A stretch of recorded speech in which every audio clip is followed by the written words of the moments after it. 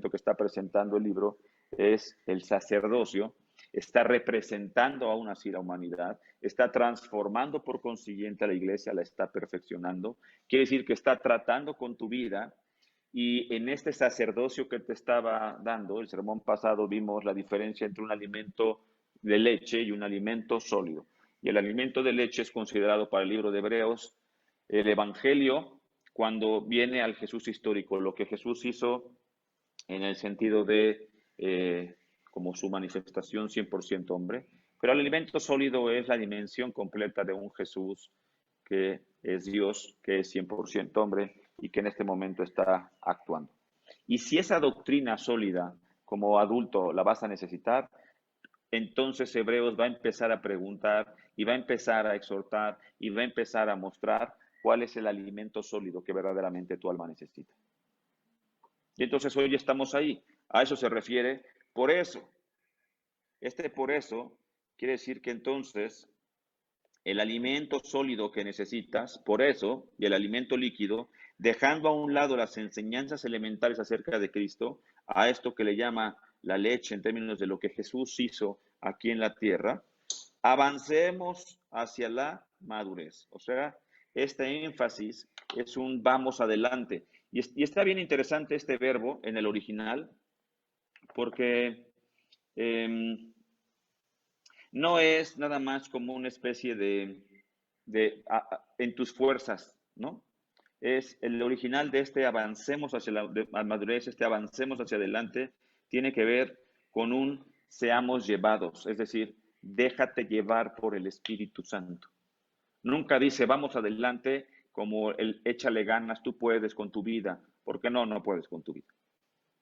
Lo que está diciendo es déjate llevar por el Espíritu Santo. Deja que Él avance en las dinámicas de tu vida. Y entonces, avancemos hacia la madurez. Ahora lo pone no como una invitación en el sentido de pues te sugiero, ¿no? Que avances. No, es una instrucción clara, es un imperativo propio de esta porción. Y dice que avances hacia un sentido de una meta que te va diciendo la madurez, que en nuestro caso madurez va a implicar tener cada vez un mayor conocimiento de quién es Jesús y poder replicar el conocimiento de Él en nuestra vida. ¿Qué implicaría para alguien que está iniciando, que tiene dudas acerca de Jesús, de por qué tendría que seguirlo, como ya hemos visto en su autoridad, pero qué implicaría esta madurez? Porque cuando la Biblia habla acerca de estos elementos de que tú seas maduro, tenemos que ir comprendiendo qué significa eso.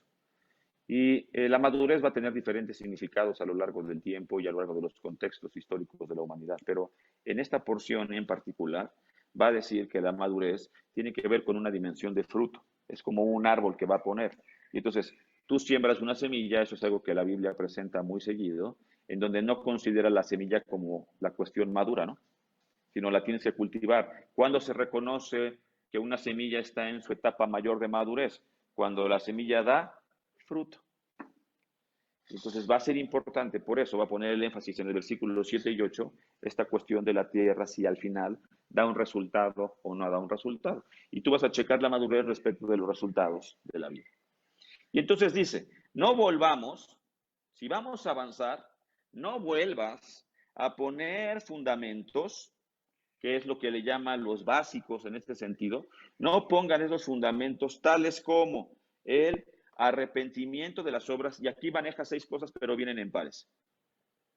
Y esto es importante para que la gente, tú pudieras decir, oye, estos son los fundamentos del cristianismo, sí o no, y cuáles son los argumentos que pone. Y entonces dice, el arrepentimiento de las obras que conducen a la muerte, número 1 de los elementos que considera fundamentales, y lo que va a ser el énfasis particularmente en esto, es que el arrepentimiento es un término, si te vas a dar cuenta, estos 6 elementos que va a presentar no tienen tanto que ver a veces con los cristianos, sino va a tener también que ver con costumbres judías. Y entonces dice, cristiano, ¿qué? No vuelvas a los fundamentos que sí estaban trabajando los judíos, pero no regreses a esos fundamentos judíos, porque tú tienes que avanzar en una continuidad de madurez. Quiere decir que considera el cristianismo la madurez del judaísmo. Entonces dice, no regreses a lo fundamental. El judaísmo con todas sus expresiones, que se ve complejas y todo lo demás, y no la tienes, No la subestimes tampoco, eso lo va a decir Romanos. Pero el judaísmo, si lo comprendemos bien, la Torá y todos estos conceptos de la ley, lo va a considerar en términos históricos como la parte inmadura. El cristiano debería de ser el elemento maduro del judío. Y entonces le va a poner algunos atributos a los fundamentos de eso. Entonces dice, primero es el arrepentimiento de las obras muertas. ¿Qué quiere decir? El arrepentimiento es este cambio de dirección, es ese entendimiento, es una obligación que pone en el Antiguo Testamento, ¿no? Entonces, en el viejo pacto, en la Torá, básicamente lo que te va a mostrar es que cuando tú hacías un pecado, pues entonces desarrollabas una función de arrepentimiento y tienes que tener un sacrificio y todo lo demás. Pero dice, ok, tienes un argumento, tienes un fundamento que tienes que comprender, que si pecas te tienes que arrepentir. Que si no estás yendo en el sentido de Dios, te tienes que arrepentir. Cambiar de dirección, sentir, evidentemente, no nada más remordimiento, sentir la culpa por los pecados que has cometido, pero sobre todo corregir la dirección. Pone el primer elemento. Después, dentro del mismo, entonces pone la fe en Dios. Ahora, lo curioso del autor es que el arrepentimiento de las obras que conducen a la muerte es un elemento del Antiguo Testamento, es una obligación del Antiguo Pacto. La fe en Dios está puesta ahora sí como una obligación del Nuevo Pacto. En el Antiguo Testamento la gente era salva por la fe en Dios. En el Nuevo Testamento la gente es salva por la fe en Cristo. Ya no basta la fe en Dios. La madurez te va a implicar la fe en Cristo.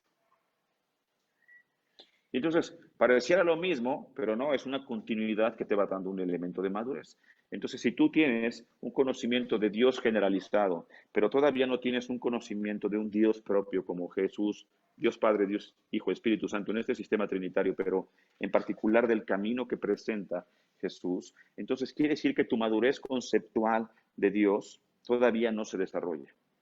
Porque si tú tienes un Dios que es creador, un Dios que no me voy a meter con elementos en donde la gente puede creer que Dios está en todas partes, como el panteísmo, o que Dios es todas las cosas, panenteísmo, argumentos que para la Biblia no van a resultar suficientes, porque entonces te va a decir, está bien que tú creas que hay un Dios en todo, tienes razón, pero te falta muchísimo para comprender la dimensión de Dios. Tienes razón, pero es inmaduro. Necesitas todavía avanzar a la concepción de un argumento de Dios diferente. Es un Dios personal, es una relación en donde tú puedes conocer a un Dios que se hace hombre para que tú puedas entender quién eres. Porque si la gente quiere resolver su vida y entender quién es, sin entender el concepto de Dios, va a ser muy complicado. Correcta teología genera correcta antropología, no al revés. Yo me puedo conocer muchísimo a mí, pero eso no te va a llevar a conocer a Dios. Pero conocer a Dios sí te va a llevar a conocerte a ti.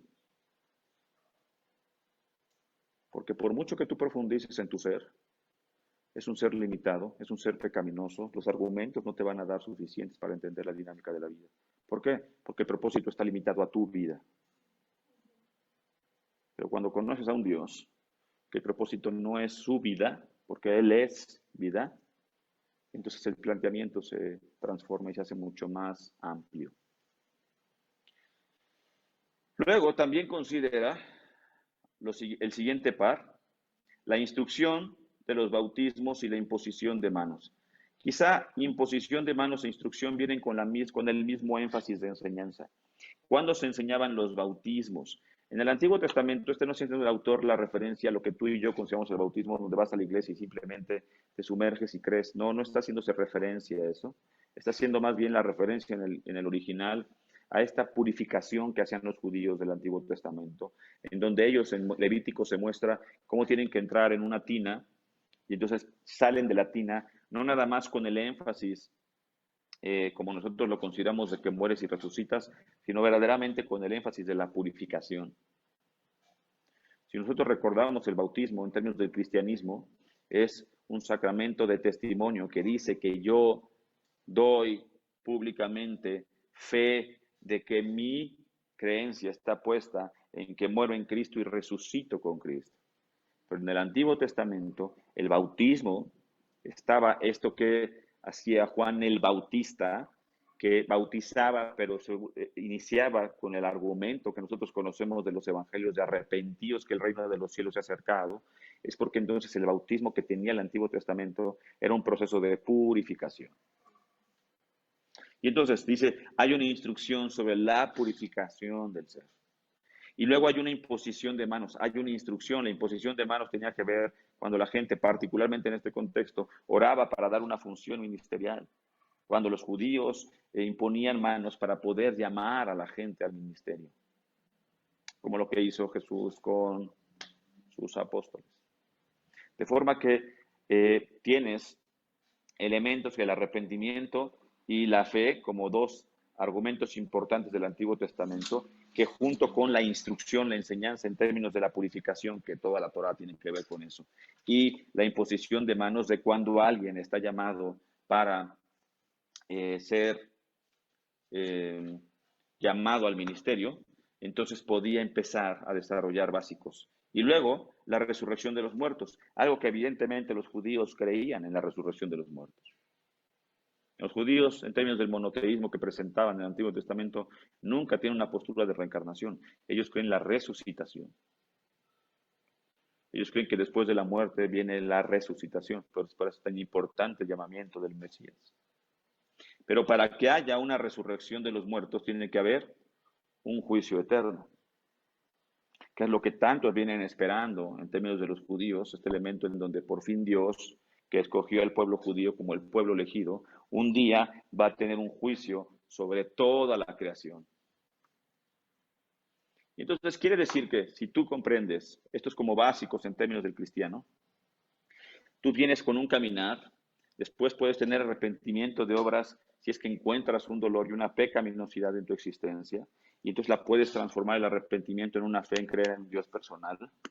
Si tú entonces comprendes que este bautismo, que tiene que ver con una purificación de nuestra alma, que es lo que hoy hace el Espíritu Santo, pero que en términos simbólicos nosotros nos bautizamos en el nombre de Jesús porque creemos en este evangelio, pero además somos instruidos en la dinámica de una iglesia en donde esta imposición de manos va dando autoridades y que después hay una resurrección de los muertos en donde la muerte no es la etapa final de tu vida, sino después de tu muerte vas a presentar, si lo crees en Cristo, una resurrección. Hay religiones que no van a presentar esto, que van a presentar que o tienes una reencarnación positiva o negativa, o tienes te vas y te expandes a todo lo demás y entonces ahora perteneces al todo, etcétera, pero tu identidad se pierde. En el cristianismo básicamente no sé, que es la continuidad del judaísmo, no se piensa eso. Tú cuando mueres tu identidad no tiene por qué perderse. Tu unicidad no tiene por qué perderse. No, la recompensa de convertirte en todo y ahora pertenecer al todo no es una recompensa que para el cristianismo parecería relevante, ¿no?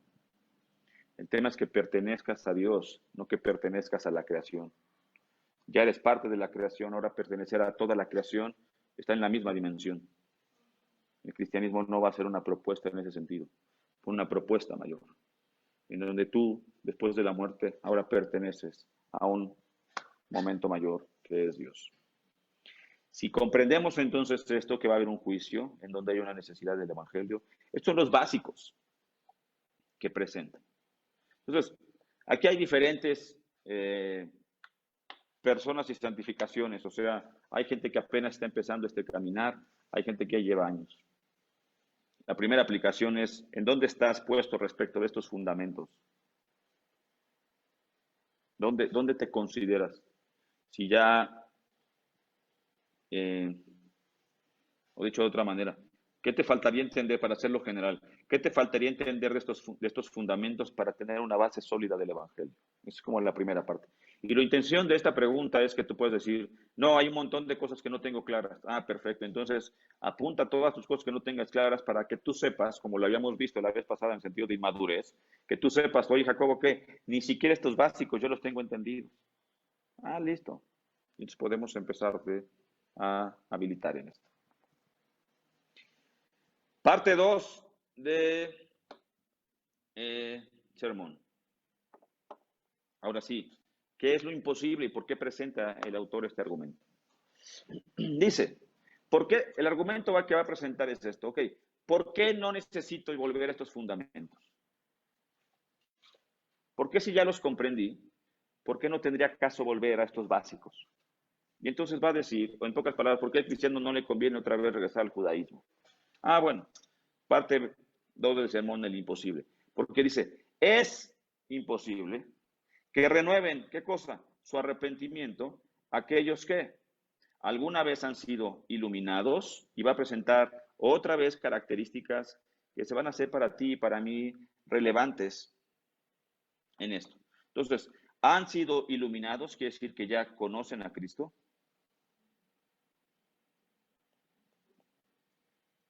que han saboreado el don celestial es la vida eterna.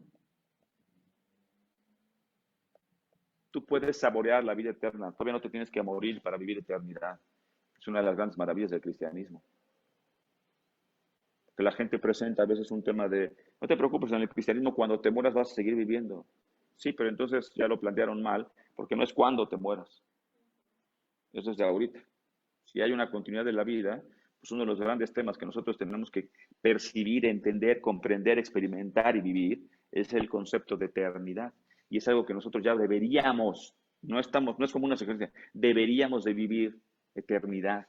Deberíamos de ser una iglesia que comprende y experimenta la eternidad desde hoy.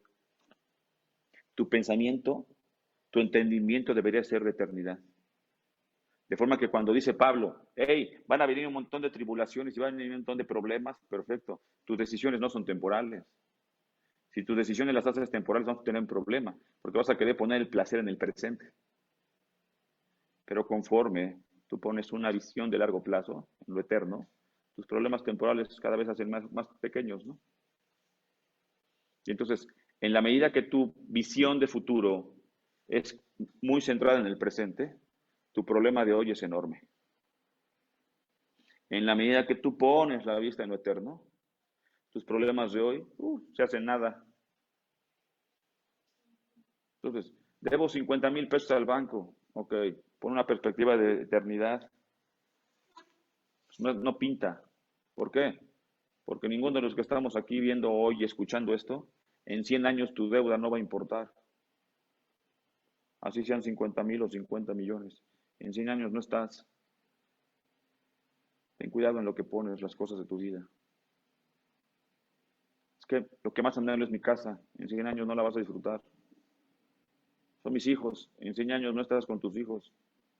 A menos que estemos todos llamados, pero hay muchas cosas que no tenemos. Cuando tú pones una perspectiva de futuro, entonces las decisiones de presente entran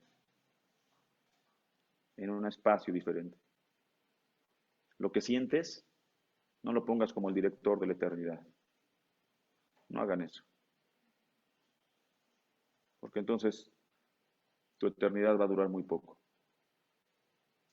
Porque va a durar tanto como seas capaz de mantener un sentimiento. Dios no hace eso. Entonces, ya saboreaste un don especial. Perfecto. Luego dice que han tenido parte en el Espíritu Santo. Perfecto. Quiere decir que los dones, cosa que ya hemos visto, los dones del Espíritu Santo están puestos en acción. Todos los dones que tenemos, ministeriales, operacionales, etcétera. Sé que para algunos quizás sea complejo, pero hay diferentes dones. Es este regalo que Dios te da para que tú puedas realizar propósito en la vida. También dice que aquellos que han experimentado la buena palabra de Dios. ¿Cuál es la buena palabra de Dios en el contexto de esto? Aquellos que han visto la diferencia entre la ley y el Evangelio. La buena palabra evidentemente hace referencia al Evangelio, a una dinámica de gracia. No es la ley en contra del Evangelio, lo que pasa es que el Evangelio es el cumplimiento de la ley. Eso ya lo hemos visto.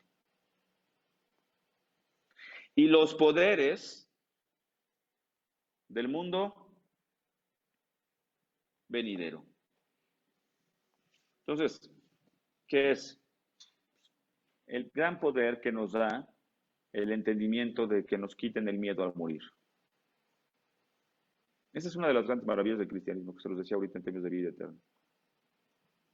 Cuando la muerte no es lo que dirige tu vida, porque todo el mundo quiere llegar al día que se muera y entonces hace planes al día que se muera, ¿no?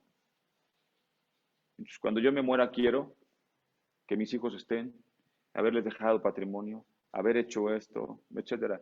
Y la gente sin Dios, pues es la muerte la que dirige sus planes. Pero cuando tú tienes un buen entendimiento del cristianismo y sabes que no vas a morir, entonces no es la muerte lo que dirige tus planes, es la vida lo que dirige tus planes. Porque puedes vivir sabiendo que la vida continúa. No es para el día que muera.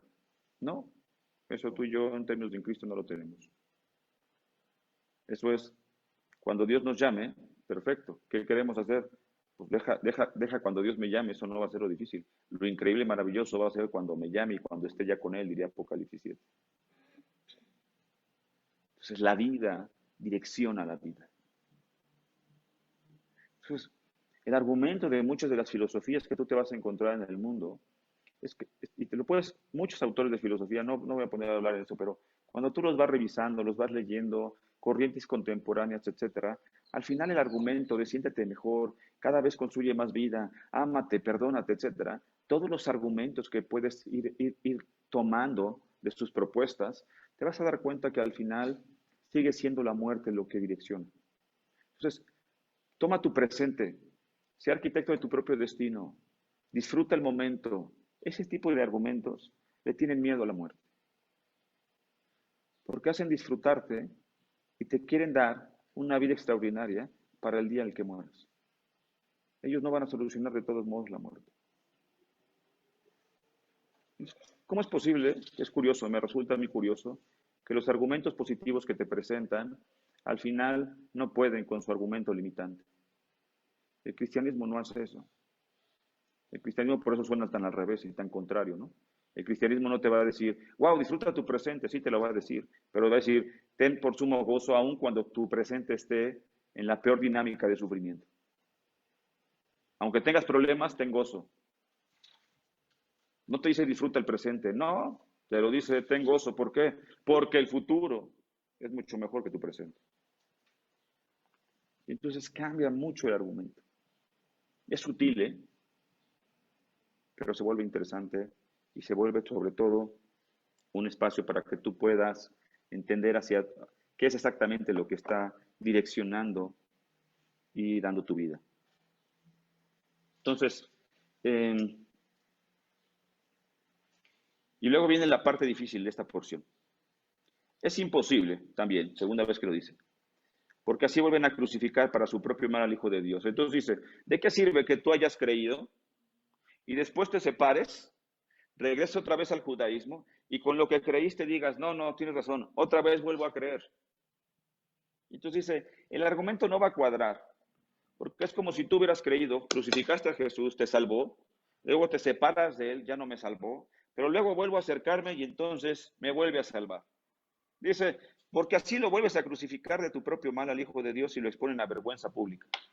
Esta porción es complicada, porque para muchos presentaría el argumento en donde, según este versículo en particular, y no está puesto como un versículo, acuérdense que los versículos en sí mismos no vienen en la dirección de la Biblia, en el original, fueron escritos por el hombre. La versión NBI, a diferencia de Reina Valera, etcétera, agrupa el versículo 4 al 6. No lo pone. Si tú pasas a la Reina Valera vas a encontrar versículo 4, versículo 5 y versículo 6. Si vas a la NBI, en donde tratan de tomar algunas fuentes, etcétera, es tema de versiones, ellos lo agrupan. Así se presenta 4-6. No está delimitado el argumento, porque todo lo presentan como una sola idea. No pueden direccionar diferentes ideas en el versículo.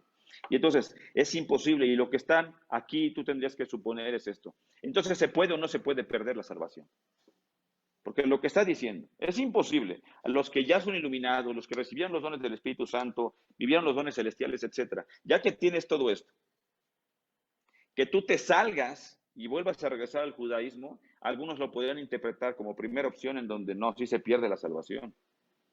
Pero si perdiste la salvación, para ellos dicen, según esta interpretación, no podrías volver a tenerla. Pero el énfasis que nosotros encontramos en esta porción no es ese. Más bien lo que nosotros nos podemos encontrar es que está diciendo que es imposible perder la salvación. Si ya experimentaste todo lo que dijimos de Jesús y ya tienes una vida en términos de eternidad, es imposible que tú lo vuelvas a crucificar. Es imposible que pierdas la salvación.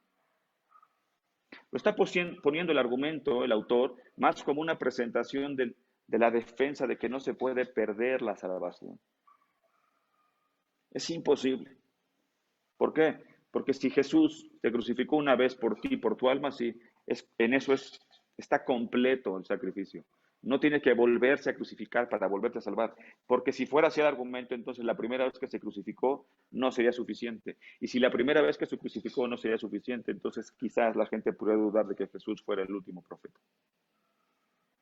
Pero dice Hebreos, es imposible. No necesitas dos crucifixiones en tu vida. Una crucifixión es suficiente. ¿Qué cambia eso en la doctrina cotidiana de nuestro día a día como cristianos? Tú sabes que en el cristianismo hay tres momentos importantes: justificación, santificación y glorificación. No requerimos de N veces de justificación. Una justificación. Oye, Jacobo, pero si tengo una justificación, ¿necesito el Evangelio más de una vez? El Evangelio lo vas a necesitar todo el tiempo. Pero Jesús nada más necesita salvar una vez. Él hacia nosotros es una vez. Nosotros hacia Él es todo el tiempo.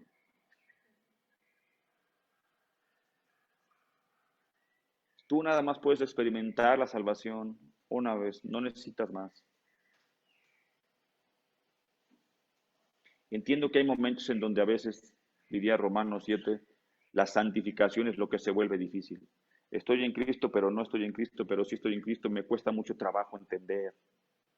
Y sí, hay momentos de la santificación que son muy difíciles. El riesgo es, por eso es tan importante este versículo, que tú creas que eres salvo, pero no eres salvo. Porque si tú crees que eres salvo y no eres salvo, pues entonces no vas a vivir como salvo. Pero tú vas a estar creyendo que sí, al final es camino de muerte.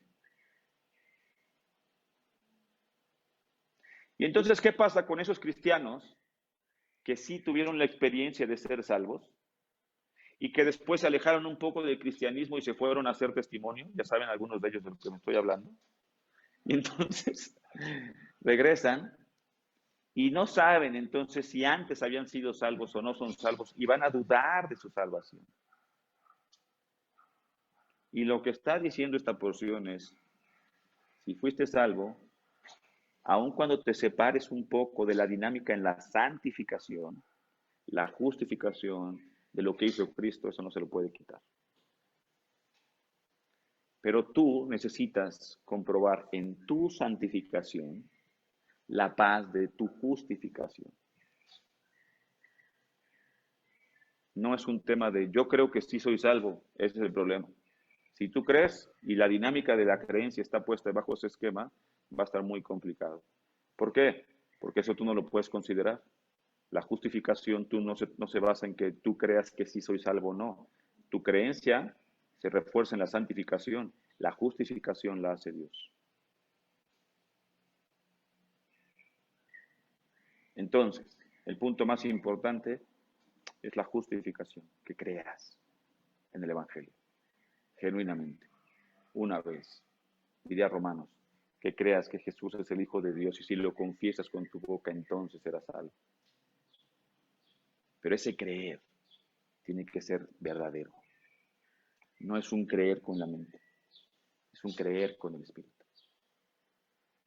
Y es ahí en donde esta porción está diciéndote, aquellos que han experimentado la iluminación, saboreado el don celestial, tenido parte del Espíritu Santo, experimentado la buena palabra de Dios, de los poderes del mundo venidero, etcétera. Ok, esto no son temas mentales, son elementos espirituales. Pregunta 2 para ti. Sé que a lo mejor esta porción fue un poco complicada, pero esta es tu pregunta 2.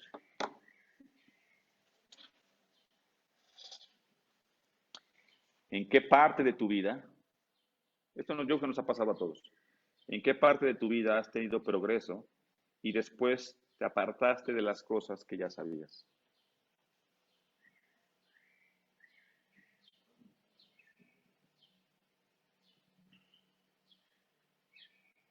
Todos hemos tenido retrocesos en algunas cosas de nuestra vida. ¿En qué cosas de tu vida tenías un progreso y después te apartaste de las cosas que ya sabías? La pregunta no está en el énfasis de si eras salvo y dejaste de ser salvo. Ojo, no pongan ese énfasis en la pregunta, no está escrita así. Está puesta en que voy a suponer que tú eres salvo y que tu salvación no se pierde, pero no quiere decir que tú ya sabías que tenías que hacer cosas y después te retiraste y te fuiste alejando. Exactamente la exhortación que está haciendo el autor de Hebreos. Hey, tú ya sabías esto, sí. Te alejaste de esto, sí. ¿Qué tienes que hacer? Regresa. Ya disfrutaste de todas estas cosas, sí. Regresa. Avancemos. Vamos adelante. Título del sermón. Madura. No te separes más. No pierdas eso que ya tenías. Madura. Avanza. Regresa. Construye tu cristianismo en una forma mucho más madura. Parte 3 del sermón. Versículos 7 y 8. Entonces, la diferencia. ¿Cómo se va a notar eso en la diferencia de la vida cristiana?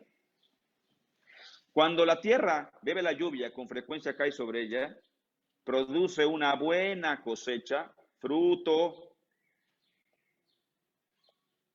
para los que la cultivan, recibe bendición de Dios. Hay un planteamiento como simple. Este sería el cristiano que persevera en la fe, el que recibe la lluvia con frecuencia y produce fruto. Es el cristiano que persevera en su fe. Versus cuando produce espinos y cardos, no me voy a meter en la porción en términos de las semillas, ya la conocemos, no vale nada, está a punto de ser, no dice que ya es, está a punto de ser maldecida y acabará por ser quemado. Esto es un cristiano que no aparece en frutos. Juan capítulo 15, por tiempo no me va a dar, pero Juan capítulo 15 lo vas a encontrar en dos elementos. Si la planta da fruto, Jesús la va a podar para que dé más fruto. Si la planta no da fruto, entonces quiere decir que no pertenecía verdaderamente y por consiguiente es quemada, es cortada. Pero todos nos pasa algo, o te podan o te quitan. Es lo que quiero que al final podamos comprender. Nadie puede decir que su vida está perfecta hoy.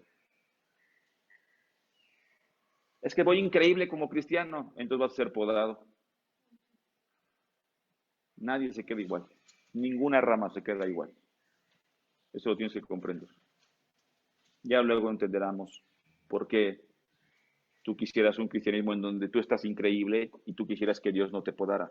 Pero no tienes un Dios así. Dios te va a podar. A pesar de que digas, wow, estoy en la mejor etapa de mi vida. Prepárate, Dios te va a podar. Porque es lo que hace. Entonces, si eso es así y se presentan estos elementos, pues al final la pregunta es simple, ¿no? Voy a suponer que eres un cristiano que no ha perdido su salvación, etcétera, porque el argumento es el mismo del contexto. Listo, es bien fácil la pregunta. ¿En qué estás siendo podado?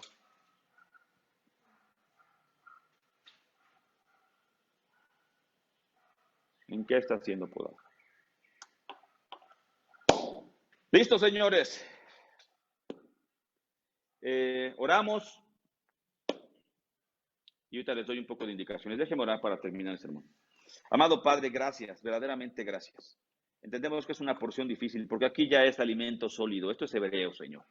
Esto ya no es nada más una leche, un alimento sencillo como fundamentos. Aquí ya empieza a partir de este capítulo en particular un alimento sólido, verdaderamente una doctrina que va a nutrir y que va a dar una consistencia mayor a nuestra fe, que nos va a cuestionar de manera más profunda, que va a impactar, Señor, la manera en cómo pensamos, en cómo sentimos y en cómo nos conducimos, que va a cuestionarnos nuestras creencias, que va a cuestionar y poner nuestra fe en una duda para que entonces, siendo podada, podamos dar todavía más fruto de la fe, diría Primera de Pedro.